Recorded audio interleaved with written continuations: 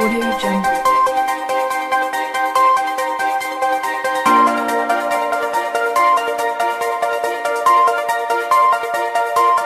Audio Jungle.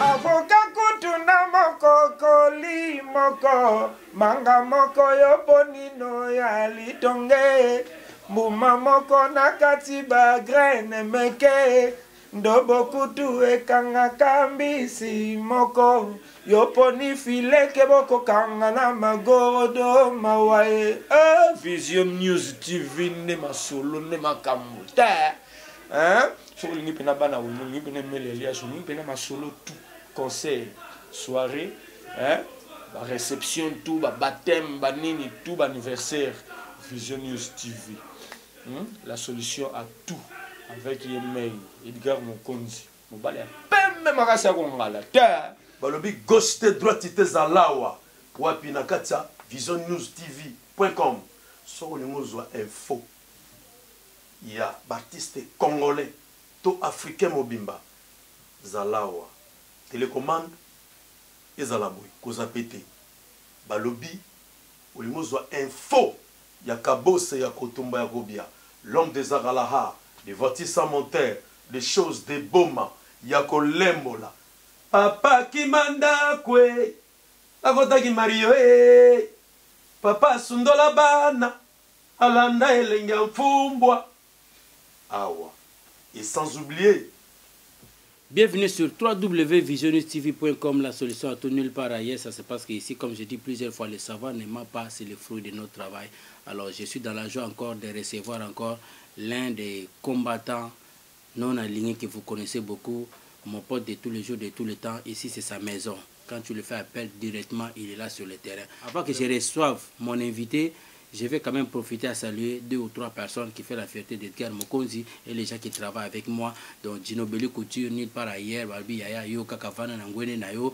Alors, sans oublier aussi Patrick Molaveng, on dit consommons africain, habillons africain.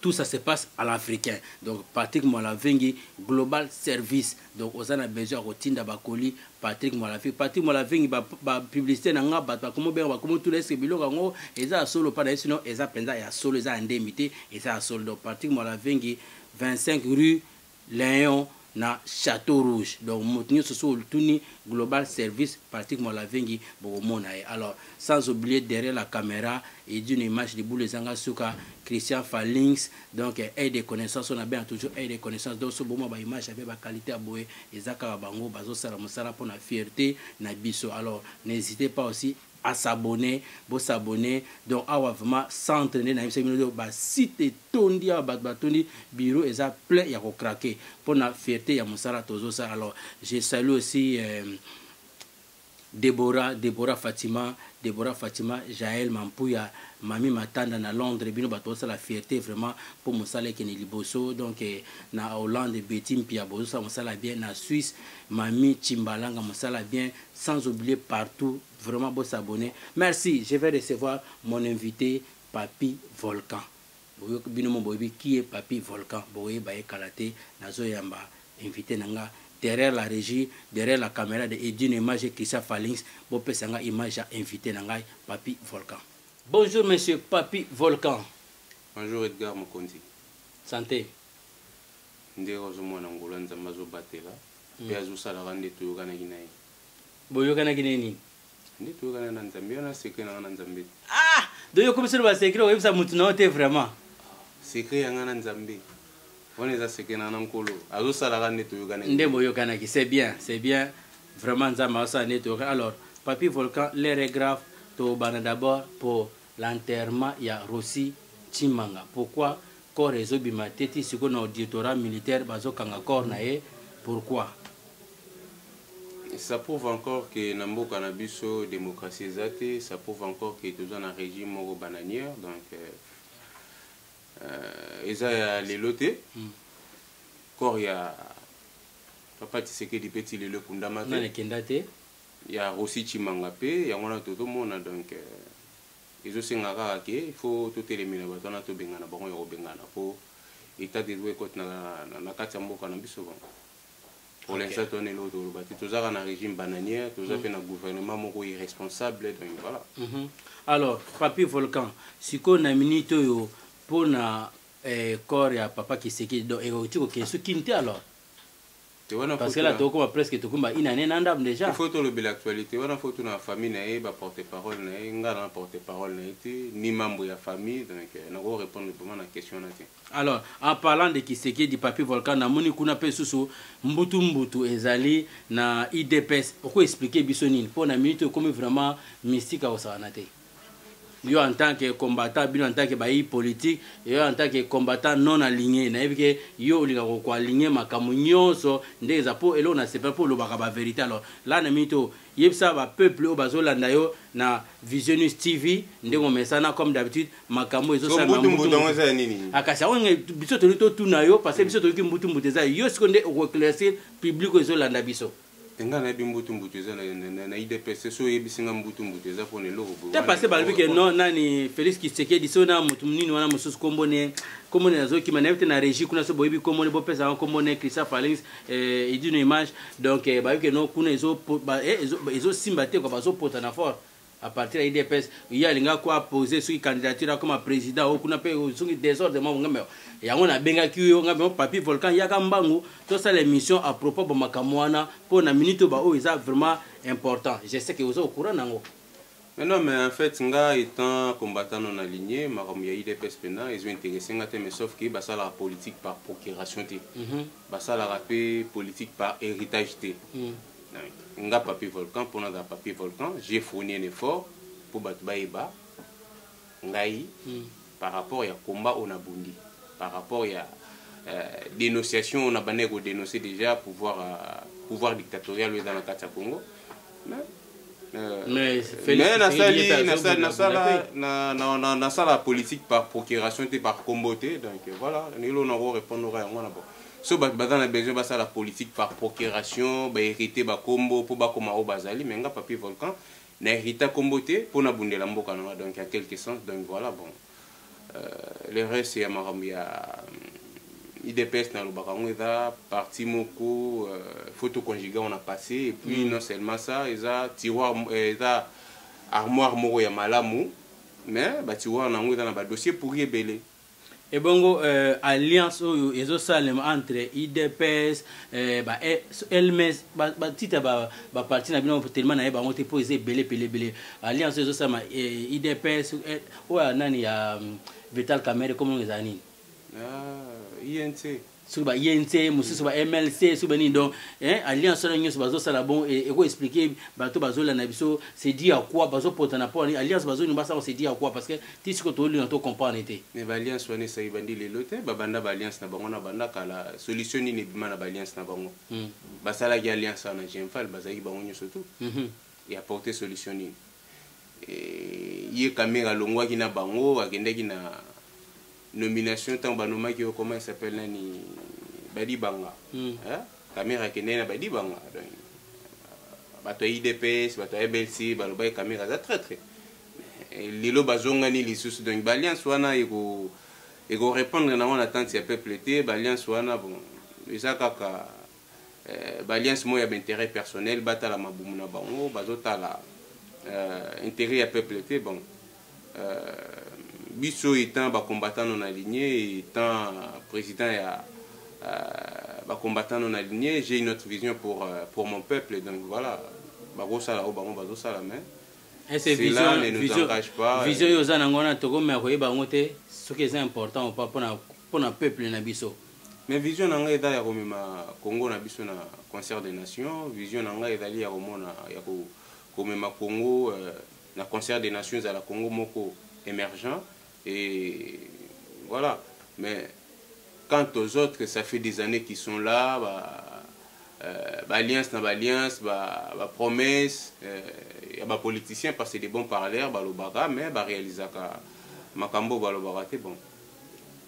Nada na temps ko juger bangote, mais sauf que Congo on a dans lobby et da Congo moko oyo et vous avez une bonne relation na ba 9 pays frontaliers na ngonyo surtout pour Congo et Kotanakati, il y a concert des nations et puis les pays frontaliers surtout tout autour il ya Congo tout dans la bonne relation na bango et puis ba pays wana pe émerger.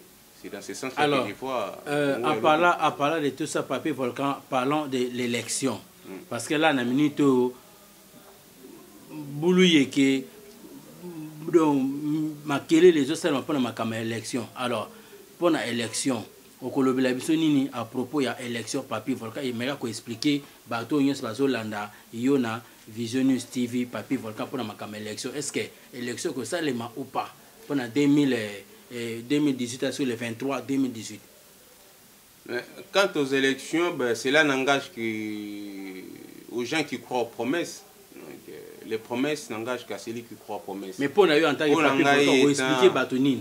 Pour nous, étant président, il y a combattant non aligné. Voilà. Il y a une option de l'élection. Parce que 2006, tu connais l'élection à Joseph Kabila. Là, au moins, ça l'a été. À respecter le mon côté. 2011, tu connais l'élection à respecter le mon côté. Une année, où on appelle ça qui gouvernement et ma famille d'abord. On va organiser. Ma famille d'abord. Oui, on va organiser. Ma famille d'abord, c'est ça.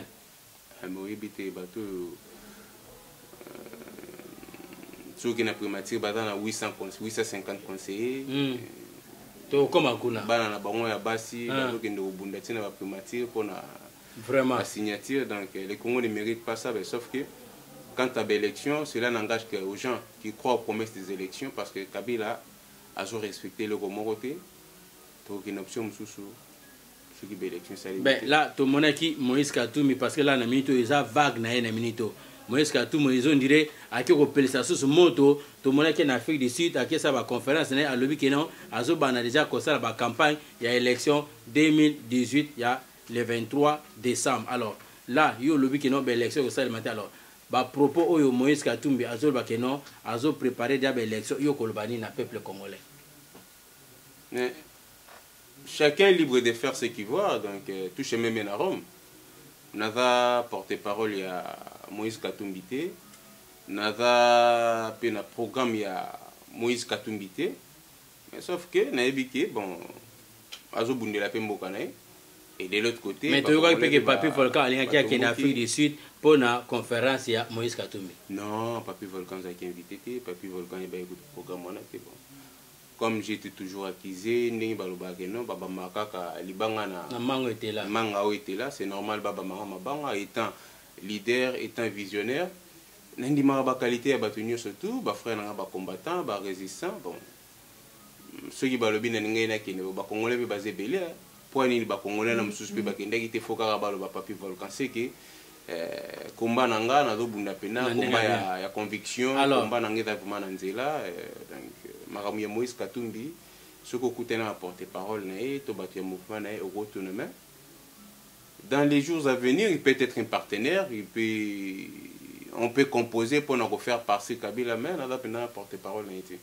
Alors, Papi Volcan, combattant non aligné, dernièrement, il y a Mako Lubaka non, Moto Azosala qui fait partie de la médiocrité, il y a Moïse Katumbi, et Zali Nani, Moutmo Monaki, Olubaki non. Nani oyo honorable nani Francis Kalombo qui a cause à faire partir aux la première Moïse Katumbi parce qu'il y a des Montazali fondateur ceux qui a peur d'endo le baranangai. Alors mais comment ça fait que Tissiko Moïse Katumbi a toujours attaché na honorable Francis Kalombo parce que même en Afrique du Sud à Kendaki. Mais voilà notre organisation à Bongo, ce que tu n'as organisation to organigramme il y a combattant non aligné na repéso bon. Je ne vais pas m'éterniser sur makambu ya babatu oyo na do maîtriser te na ebi relation bango batana ngona été ou d'autres salaki azala toujours pembeni na voilà nga na na vision mususu on ne fait pas la politique parce qu'on a un nom, on fait la politique parce qu'on a une idéal, parce qu'on a une vision et parce qu'on a un programme oyo représenter na peuple mais basa la politique parce qu'on a combo basa la politique par vision et basa la politique par procuration ya combo te qui est hérité qui combo moko boye pour na la politique nga Papi Volcan n'est hérité combo moko te mais j'ai une vision pour un Congo prospère et j'ai une vision aussi pour mon peuple. Bino Tshibala ayaki na Paris, azaki na Paris awa, est-ce que bozalaki na ye ou pas, et après comment ça fait qu'un ministre va parvenir pour refouler na Londres que visé ça périmé. Moi ça bateau ayako kufa likolo na ye. Oko expliquer bateau nini parce que ba que non Papi Volcan pire petit bras droit il y a monsieur Bruno Tshibala. Non, faut le mot la petit, pire petit, non, en politique il n'y a pas de petit. Bon, je l'avais soutenu, comme je l'ai toujours dit, je l'avais soutenu par conviction. Je n'avais pas soutenu parce qu'Azalaki Moulouba, parce qu'Azalaki Kola Tamanette y a noir, ou parce que. Non, on a soutenu qui est par conviction, croyant qui est le gros Azalaki Pembeni. Après ça, quelque chose à dire. Papa Tshisekedi, après Naki, Yebele, pour Amekako Bimisa, Congo, la situation, tout ça, mais par conséquent, j'ai constaté que. Après na geloko monte à part Moïbi et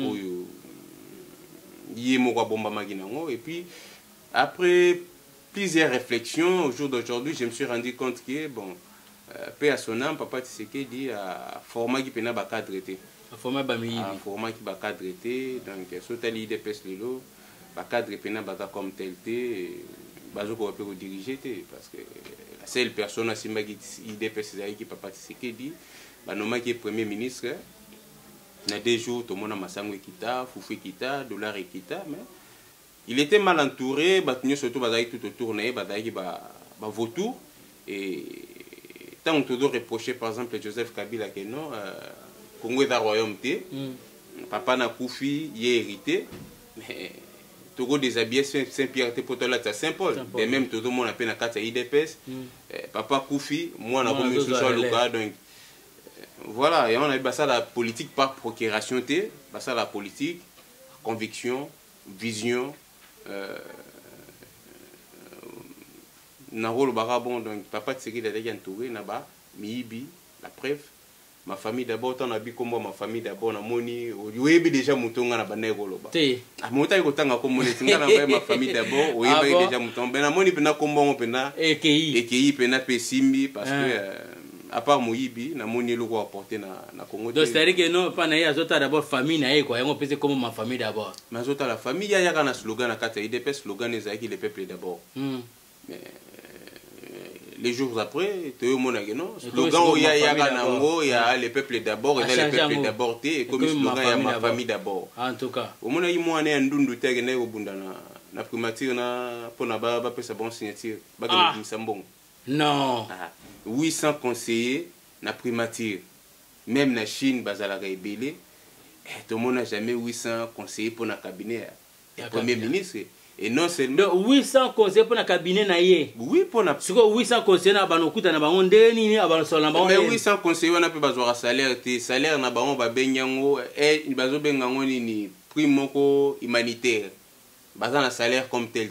Vous imaginez 800 personnes, 800 conseillers. Est-ce qu'en France, un ministre a 800 conseillers? Allez-y comprendre donc, il y a eu batata moi aussi, banoko, bandeko ya moi aussi naé, ba beau-frère, ba belle-sœur, ba tondi c'est bon, ma famille d'abord. On comprend ce que tu n'as pas ma famille d'abord. Je suis mieux placé. Comprenez, je suis mieux placé. Ma famille d'abord, donc.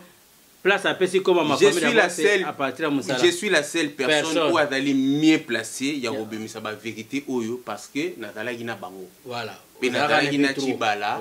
Avant comme ma premier ministre Nazala Ganaye. Vous avez eu un projet non, n'importe qui peut un projet. Na même là qui est projet moko ya agro-pastoral. Projet wana il fallait créer un emploi. Projet wana lingaki Tokomana autosuffisance alimentaire na kati ya Congo, tous alana nous capable de se nourrir na projet na biso. J'ai lui amené un projet wana Edouard ba vandela yango et puis non seulement ça to solo la kana na ebisaka ke non. Ngai vision na nango pona Congo ya lobi photo na Congo moko fort poto koma na Congo fort il faut na policier na biso ba futamaka ba militaire na biso ba futamaka ba professeur ba futamaka et non seulement ça ba policier il faut baza na cantine. Ba militaire na il faut baza la peine na cantine.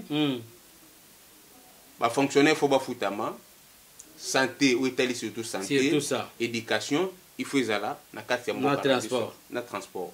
mais tant on a moni mutu na respecter yango te yazo yi bande banda kwa sombi lokola mayebo na poto aza na 4 ndako déjà lingi na romema yo na ba pavillon ya sombi o filmer pavillon moko po na zalaki na ye po na yebi a comprendre donc ceux qui na longwe ezate que on a longwe po na se retrouver te ceux qui na longwe na kanda po non na longwe na kanda te na longwe parce que na do mona peuple na ngazo souffrir peuple na ngazo souffrir na longwe na kabe ya kamo nani na kamo na stampukuna bandeko nanga bakufi ebele Bruno Chibala zo bata eloko moko te na kati ya Congo Bruno Chibala na kati ya Kinshasa Bruno Chibala oyo na croyaki ki il était démocrate ça pourquoi ça les logos ya malonga pour manifester comme il se doit dans un pays de droit mais bandeko na biso bazo manifester te basenga manifestation répression ba komo beta ba masasi la preuve moni Russia kufi mais tant uye Chibala zalaka na opposition tant bazaka ko beta ba lacrymogène tant bazo beta bango baza ko réprimer bango basala ba manifestation te il était les premières personnes ya kobimana ba média ko lobake non nous sommes dans un pays dictatorial Kabila do tamusambo kamabe tozana doa ko manifester mais yo moko comme place wana tikela ba tout doit ba manifester et j'ai vu un premier ministre qui était invité dans un plateau en Angleterre par un journaliste mais un premier ministre qui n'a pas répondu à la hauteur, il y a interview. Mais non, il était refoulé. Visa en Angleterre parce qu'avant de voyager, il faut avoir quand même visa. Document. Allez-y comprendre que nous sommes dans un régime bananier. Vraiment, ça c'est Papy Volcan combattant non aligné. Papy Volcan combattant non aligné. Maintenant, on a la vérité. Bazo Ibanano. Ouais.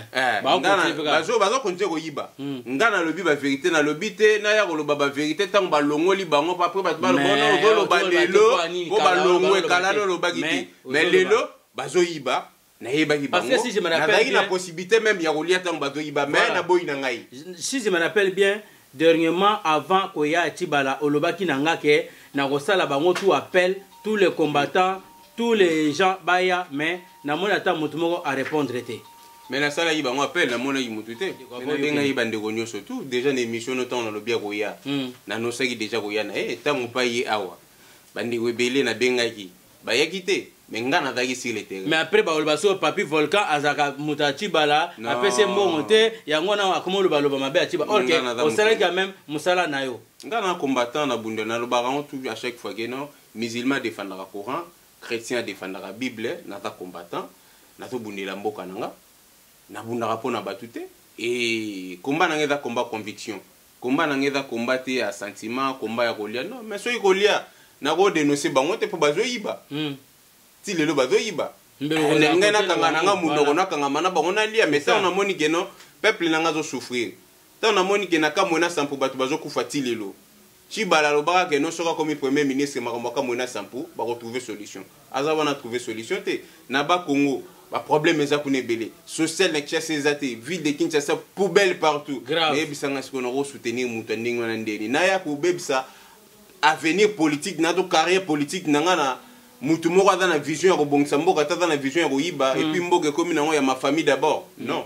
Alors Papy Volcan en parlant de ça j'ai suivi ba collègue nayo na ba sœur nayo na yambaki dernièrement Jeta Kabuya na Mama Congo na saluer bango en passant Jeta Kabuya Mamulu Samba voilà Mama Congo respect ya yango wana en tout cas balobaki nanga ke Edgar toyoko lobela bokecho il paraît ce qui bokecho a sali a fingi monsieur qui encore il s'appelle monsieur Martin Fayulu bon bino ba combat ngo comme sur ko finga boy susu ndeni parce que bandeko basi baya ko réclamer ya ko sakana te est-ce que oza au courant nango ou pas parce que yo en tant que combattant non aligné na yebi ko au courant ta menga combat na banda na tikala jamais ko finga bato bon ko finga pe dépendra na éducation ya mutu ndenga uti na famille na donc voilà parce que bango balobi il paraît aussi que no aleki Fayulu na public bango so oleki Fayulu na public yo nan ce que oleki wera oleki Fali oleki fere na ndenga musique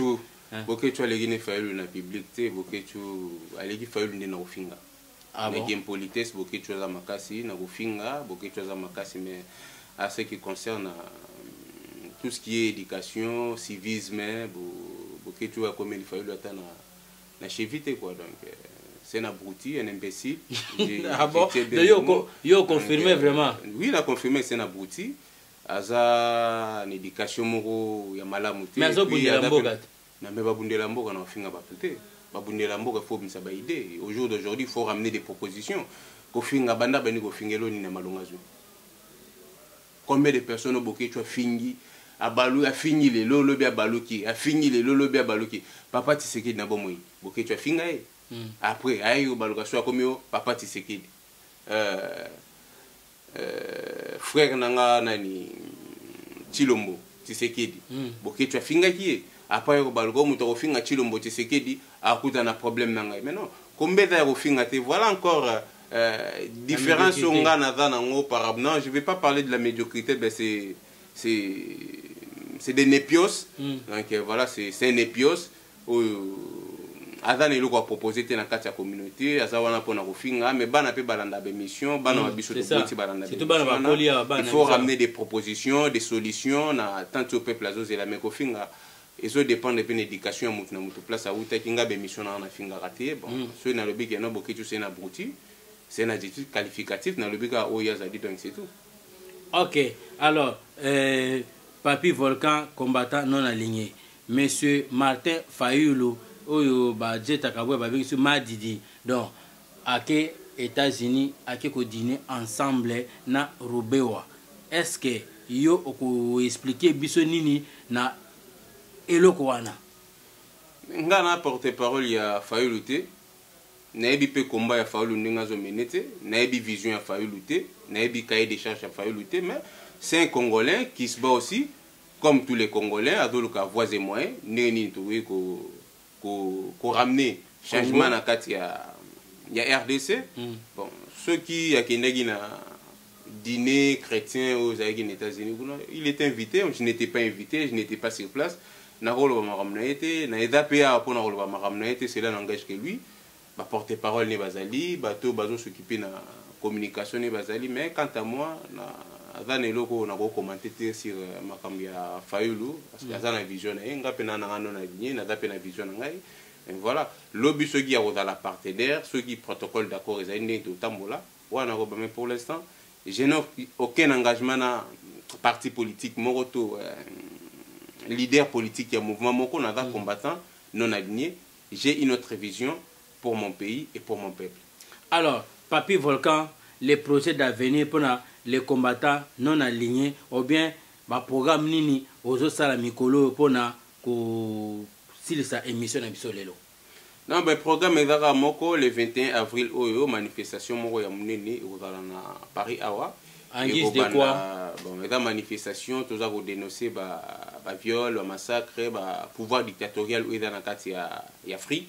Et tous mes confrères ou mes frères africains sont invités dans une manifestation à Bastille à partir de 13h, de République, dans Gabonais, Congolais, Congolais à Brazza, Bangolais, changement et en Afrique, tout ça pour dénoncer le pouvoir dictatorial où il est dans l'Afrique. Mais surtout, biso ba Congolais des photos à la mingi, na kati ya manifestation pour dénoncer régime bananier où est dans la kati ya Congo, pour dénoncer gouvernement ya ba mingi. Oui, c'est un samedi pour dénoncer gouvernement où il y a miyibi o bazo so manda ku lokwa ba mayebo banda ku msusuzo ko ya na kati ya Congo. On est là juste pour dénoncer donc voilà to kotikate to kindi na makambo tina suka mais quand à bateau bazo revenir na élection Kabila okendete il faut to toi option msusu mais option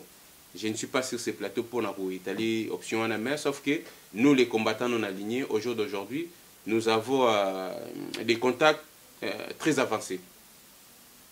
Ça c'est bien. Alors, d'autres fois, on a appel na bateau baza na ba problème ya ambassade nini qui avocat est-ce que vous me relancer sur appel wanate?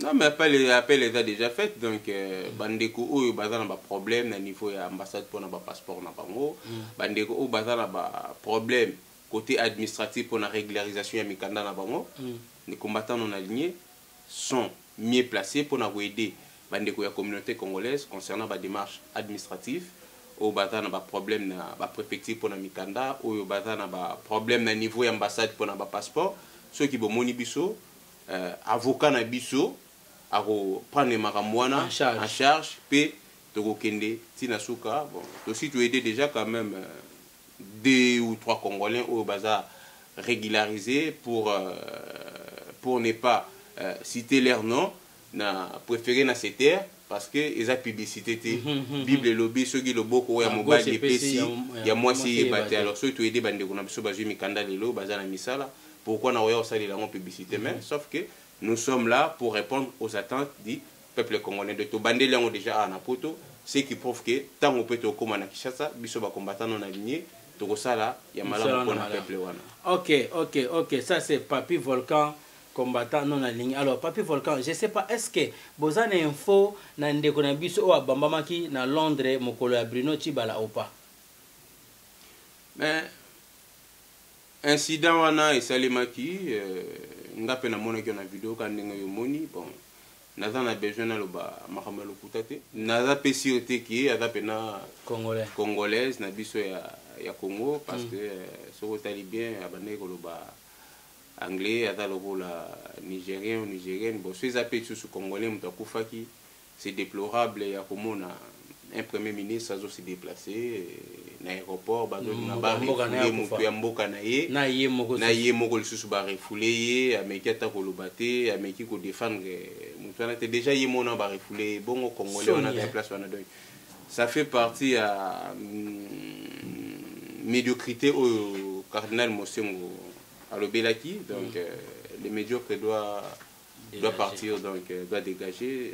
On te dit que non, Kabila doit partir, à savoir, il ne doit pas partir seul, il doit partir avec toute sa bande de gounafiés. Ok, alors, Papi Volcan, moi, salutations, Nabandeko Bazolanda, Naba combattant non aligné. Non, mais Bambote Nanga Nabandara toujours na copé ça Naba. Des petites princesses nanga mais indispensables les 2 petites El Krakatoa et na pesi sous bambote na oui bien déjà na monoseki oui bien déjà mais na pesa mbote 7e ah 7e ayo ngwana gars mo konza pesa bambote 7e jour na pesi bambote nanga na idino image libulu ezanga suka place azali bambote belé musala penezo mona nezo sale makitoko c'est bien na pesi bambote na Gisèle Umba Diamant Noir na pesi bambote na Kim couleur d'origine petite sœur propre yayo ngwana Diamant Noir Diamant Noir ye bambote ya rozanga te so na pesi mbote teza lo wana ju 0 ah ouais donc na pesi mbote na Kim na pesi mbote na Cordon. Oui, Cordon pena bambote belé conseiller nanga Cordon ya yo ngwana na pesi bambote les courants pe JB les courants ngo pe ngwana Arnaud Barabas bambote belé donc na ba combattant surtout na pesi bango bambote Curtis Mina te dit Congo JDT Mamumulu ba Judith Ngoyi Chimel Kiala bon bambote na bango ngwana quoi mais bandeko bazé belé to s'éterniser tout le bito banda kotanga ekosila te bangando le cocodile pe batana en Angleterre kuna sergent Mokreke CP bambote Patrick bambote donc na Belgique pe tozana ba Robin Kikonka baza ebelé ba o pe na tangité na portable toujours na motema na bosani PTV na nga goda kwanza full mikiliste ve garde-robe kititi talara donc ba plateau photo legara na ba plateau ceux qui ozoka Ginobeli garde-robe ekiti ngape nazo ba Ginobeli na ngai Ginobeli garde-robe ekiti po monsieur za bulu yeke nga nazo le beda full mikiliste na boité goda kwanza donc ve amemanga na ba lignée ya ba Marc Marengo. OK, merci vraiment merci. Donc nous étions sur www.visionnistv.com, la solution à tout, nulle part ailleurs. Ça se passe qu'ici. Ça se passe qu'ici pour une fois. Edgar Mokonza Ndimi qui va consommer congolais na mutunei ça se vous. Bon alors, merci. Nous étions sur www.visionnistv.com, la solution à tout, nulle part ailleurs. Ça se passe qu'ici, derrière la caméra de Idino Image, Christian Falinx et des connaissances. Ah, na bossa na il peut faire un peu ça avec Christian Falinx mbote ça. Bah merci na bino ndé bossa mosala kitoko, vraiment c'est très bien. Alors sans oublier la net katanga de tous les jours de tous les temps, Nasi Odia, donc Hortense Akoupewa, mes condoléances. Christian Falinx d'une image Hortense Sakupewa aza éprouvé grande sœur na propre akufi na Kisasa. Mes condoléances à Hortense Sakupewa. Donc vraiment courage, on est ensemble. Donc mes condoléances na Hortense Sakupewa. Donc courage, ezanzela biso nyonso. Donc nzambe mota yebi nzambe mota pesaka, nzambe pe mota longolaka. Alors merci vraiment na bino babonné na biso tout au bozo ça la fierté na biso pour Moussara et Kene Liboso. Je vous demande encore de s'abonner massivement. Bon commenter, bah commentaire Nabino, bah appel Nabino et ça c'est la fierté pour Biso Moussara et Kene Liboso. Jaël Mampouya, Déborah, Fatima, Mami Matanda, Maria Quadra. Bambo Tebedi na secrétaire général chargé de stratégie à bureau politique ya ba combattant non aligné. Vieux flamme na Genève place Azali Bambo Tebele. Mami Timbalanga pe na Suisse Bambo Tebele. Vient na zingo kwanzela. Vieux zingo na London. Alda Maunga na Bruxelles Bambo Tebele donc ça la vie. Na pesi pe modero Bambo Tebele place Azali na Johnny Aimpi na Belgique Bambo Tebele. Wana master na ngai. Kasi cousin na ngai. Cousin na pire petit die dingue Bambo Tebele place Azali pe na Belgique. Wana siko mwana vient na matete. Vedi. Ouais, c'est petit nanga. Petit nanga. Aza petit à palais. Kasi aza petit na palais moi na vie nanga. Maître Toura. L'imbattable yango. Wana masana Toura mbo mama sananga. Na PCP moté place Azali. Na bosani pété Bishop Chatumba. Laisse partir mon peuple. Les charismatiques. Les charismatiques Mama Congo. Mama Congo batika yo. Jeta kabuya yo yango wana. Jeta kabuya fo batika bango donc. Bango bezala waso omo bango ne batana. Omo ndenge maréchal bana lo bana chaka maele na ngali kona bino wa bosali awa. Do yo po cha maele no likolo na bango. Oh mais wana équipe. OK, merci. Mais la bosani était soldat ya soldat. JDT Mamulu ba JDT Ngoyi. OK. Wana pena donc ba soldat pena. Merci vraiment, nous étions sur 3W avec Papi Volcan. El Krakatoa. Voilà, donc na El Krakatoa. Yibo obenga El Krakatoa. Pour mes athées. Prochaine émission. Prochaine émission. Elle quoi? Donc vraiment plateau yango yo bozana besoin plateau bobenga biso n'hésitez pas ezali groupe Mobimba pour na biso ba congolais ezali centre d'affaires pour na biso ba congolais donc biso tout so bozana besoin plateau ba émission à kitoko ba réalisateur ba zali ba cameraman makamutu botu na sangwe pas Papi Volcan so kazoya awa mikolonyo parce que ayebi que non ici c'est la qualité et le son l'image la propreté na validé voilà donc Papi Volcan ta donc vraiment il y a rien à dire boya hésiter entre nous les Africains entre nous surtout les Congolais boya Congolaises boya et ça biso moko merci.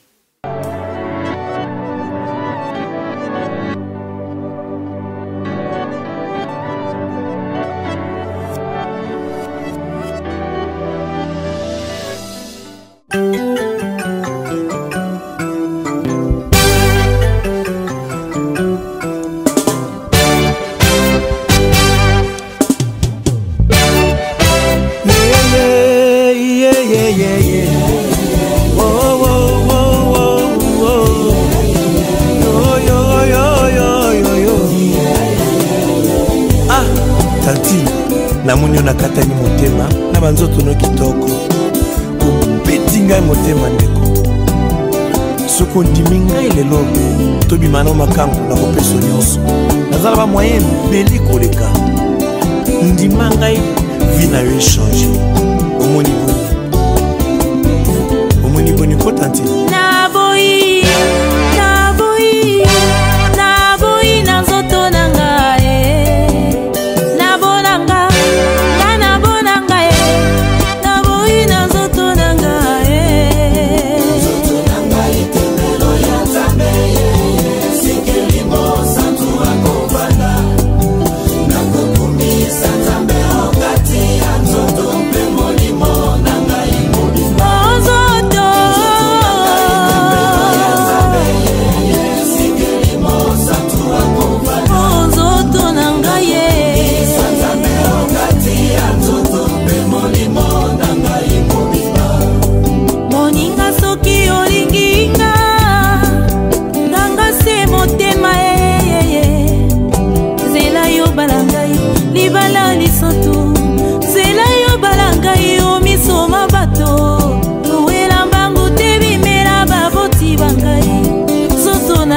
ezali nzoto ya bosoto te naboyi eli mosantu azanga esika ya kofanda yeye ozotolaka ye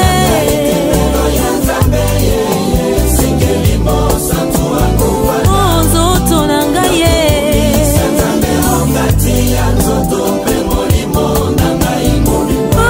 ozotolanga ye ozotolanga ye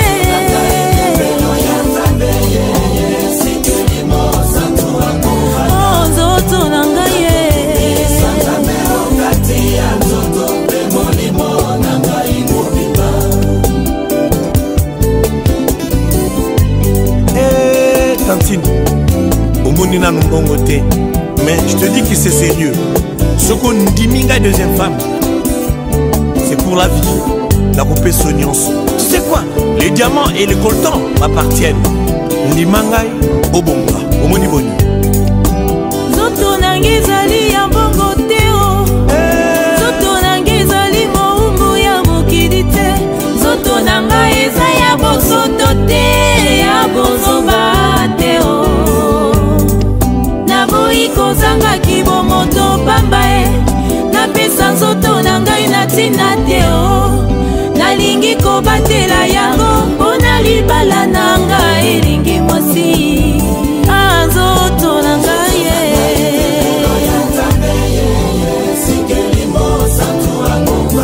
zoto nanga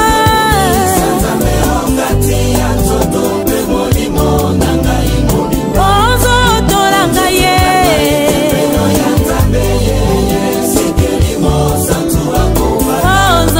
nanga ye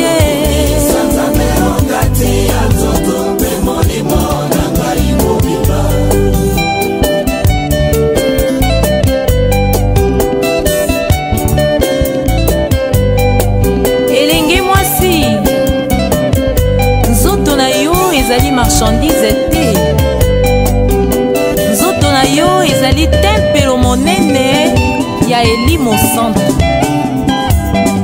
tambola na kobanga nzambe pesa ye lokumu pesa mpe baboti bayo lokumu wana okoumela na mokili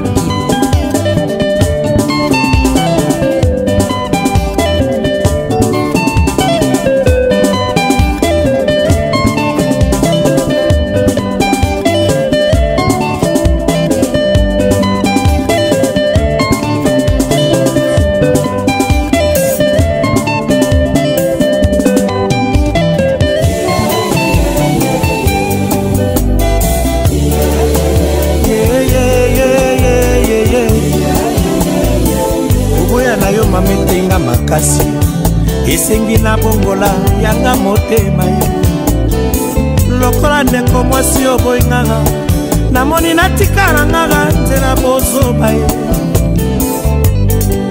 nati ya bopeto ntango nyonso esikeli mosantu akovanda napesa nzambe na ngai lokumu monene nabobateli nzoto ye apesanga natiki bisengo mabeo naboyi bisengo ya mokili nzoto nange ezali moumbu nekobo te nzoto nange ezali moumbu ya mokili te ezali tempero monene bombi molingwa nzambe monene bomageli mosantu o nzoto nanga te sikeli mosantu akovanda nzoto nanga